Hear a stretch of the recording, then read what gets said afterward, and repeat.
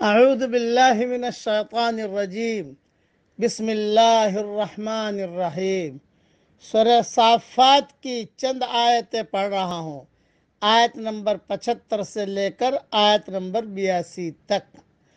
وَلَقَدْ نَادَانَا نُوحٌ فَلَنِعْمَ الْمُجِيبُونَ، اور ہم کو نوح علیہ السلام نے پکارا تو ہم کیا خوب پکار سننے والے ہیں۔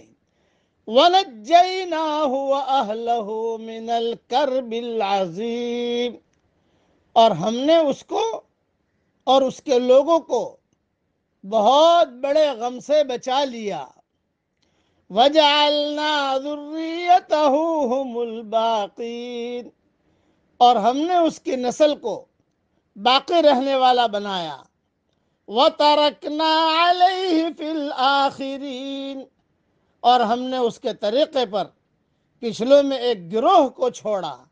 سلام علی نوح فی العالمین، سلام ہے نوح علیہ السلام پر تمام دنیا والوں میں۔ انا کذالک نجزی المحسنین، ہم نیکی کرنے والوں کو ایسا ہی بدلہ دیتے ہیں۔ انہو من عبادنا المؤمنین، بے شک وہ ہمارے مومن بندوں میں سے تھے۔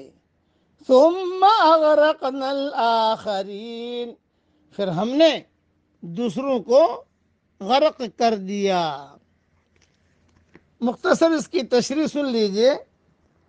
اکثر مفسرین کے قول کے مطابق حضرت نوح علیہ السلام کے 3 بیٹے تھے، حام، سام، یافیث۔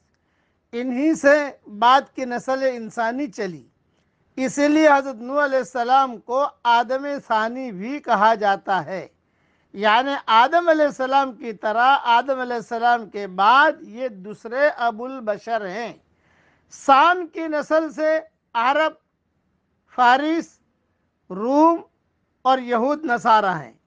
حام کی نسل سے سوڈان، مشرق سے مغرب تک یعنی سندھ، ہندوستان، نوب، زنج، حبشہ، قبط اور بربر وغیرہ ہے۔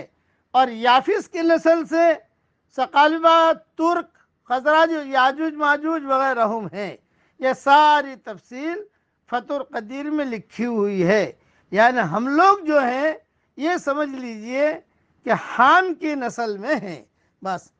اور پھر دوسرا، قیامت تک آنے والے اہل ایمان میں ہم نے نوح علیہ السلام کا ذکر خیر باقی چھوڑ دیا ہے، اور وہ سب نوح علیہ السلام پر سلام بھیجتے ہیں اور بھیجتے رہیں گے۔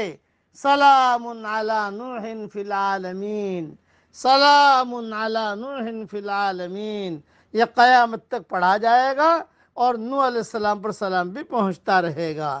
اللہ تعالیٰ سارے نبیوں پر بہترین سلام بھیجے۔ قرآن میں بار بار کہا گیا سلام علی ابراہیم، سلام علی الیاسین، سلام علی نوح فی العالمین۔ اللہ تعالیٰ ان سب کی قبروں کو خوب نور سے منور فرمائے، ان کے درجات کو خوب خوب خوب خوب بلند فرمائے، اور ہمیں حضرت محمد صلی اللہ علیہ وسلم کے پیچھے چلنے کی ہم سب کو اللہ تعالیٰ توفیق عطا فرمائے۔ اس میں مختصر ایک نصیحت یہ بھی سن لیجئے کہ جن لوگوں میں ڈھٹائی کی نفسیات ظاہر ہو وہ بظاہر کوئی اچھا عمل کرے تب بھی وہ بے قیمت ہیں، کیونکہ عمل کی اصل روح اخلاص ہے، اور وہی ان کے اندر موجود نہیں۔ اس لیے اپنے اندر عمل کا اخلاص اللہ ہم سب کو عطا فرمائے۔ آمین۔ وآخر دعوانا ان الحمدللہ رب العالمین۔